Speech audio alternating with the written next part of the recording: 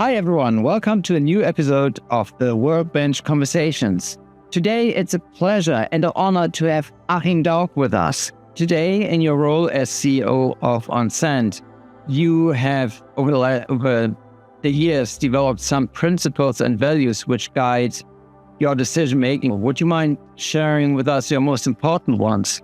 The list can be as long as short as you want, but I think it always comes back to a few which are really fundamental, right? For me, number one, it's really always if you have to have a clear vision and purpose. If you don't have a clear vision and purpose, then it's really hard to articulate what do you want to do? Why do you want to do this? Why do you go through the hardship of, for example, business transformation to bring a company from here to there? What is the benefit, at the end of that tunnel? And why is that motivating? That's number one. Number two, I'd say adaptability and resiliency, right? If you don't have that, you're not gonna enjoy lasting success. No plan will ever materialize the way it was set out in the outset. Things will always go wrong or sideways or not quite as anticipated. And so to have this adaptability and resiliency as a core value in your approach is key. But then there's also all these kind of two other elements maybe to it. One is more like a hardwired, if you want to call it, principle of value, and the other one maybe more a software. The hardwired one, and I was speaking as a baby boomer here, right? Younger people might see this differently, but I am a hard believer in hard work, in dedication to your work, and focus, in diligence, right? In follow through. Today it's all about, work-life balance and all this kind of thing. It's fine, but if you have an ambitious goal and you want to achieve it, then you have to put the hard work in to get there, whether it's 6 hours a day, 8 hours a day, or 16 hours a day.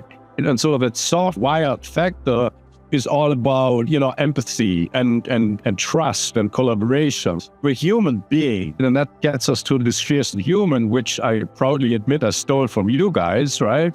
Because put the human in the middle, whether it's your employees or whether it's your customers or whether it's your partners in your supply chain or ever, you always got to put the human in the middle. And for that, you need those soft wired principles and values, which I mentioned: empathy and trust and transparency and honesty and ethics. And I think that pays in my experience.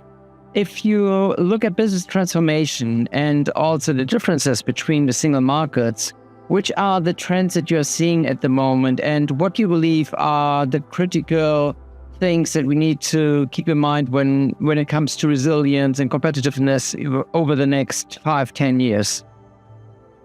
Yeah, so look, we're living in turbulent times. I think that's probably the right way to say. There is a lot of geopolitical strains on the system, which we all really don't know yet how they will impact us and our businesses and our business model going forward.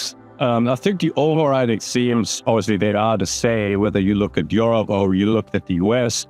I think Europe and specifically Germany may have some additional challenges around it. But so those overriding themes, number one, it's really all about technology, artificial intelligence, obviously cloud computing and enabling, remote work and all these kind of things. And we're right at this cusp right now where people stepping a little back and say, what really truly is the value for me here, right? Is it synergies and cost savings and innovation and creation? Where really is it and how do I measure success, right?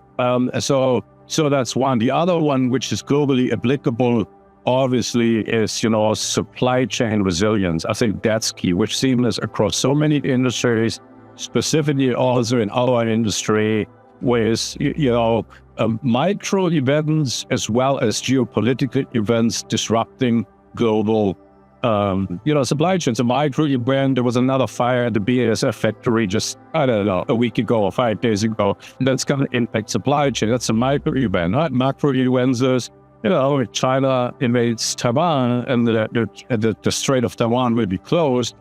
Global supply chains ex-China will be completely disrupted, as we've seen with COVID, right? When it didn't open up, after a year everyone was open and they still had their harbors closed, the price for a container went from $10,000 to $40,000 over. The theme, cybersecurity, is another one. You would be surprised when you ask, to hear how many businesses have been actually severely impacted through cybersecurity events in terms of, blackmailing, listing stuff on the dark web, phishing campaigns, shutting a complete business down for weeks. If I look at Europe, obviously Europe has a growth problem more so than the US. I think overtending bureaucracy between the European Union and all the national governments, I think that's an impeding factor for growth for me.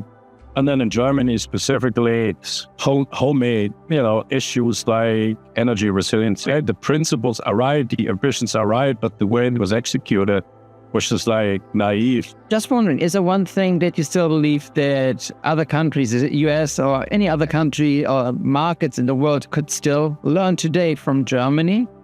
Germany has a very, very strong tradition in creating world leaders in mid-market niches, Maschinenbau, automotive, in the past. Germany, we thrived on this, on this excellence. We thrived on the strength of our humanitarian education, which is very different from what the Anglo-Saxon model is. We're at risk of losing that or playing with it too much and giving it up. Germany used to be das Volk der Dichter and Denker. Well, where is that now? This engineering capability, this invention, that creating something new and making world market leaders out of this, that's, I think, would be worthwhile to preserve. And I don't know whether we're doing enough to do that. We lose sight of what really matters, in having a world-class education system and bringing up people,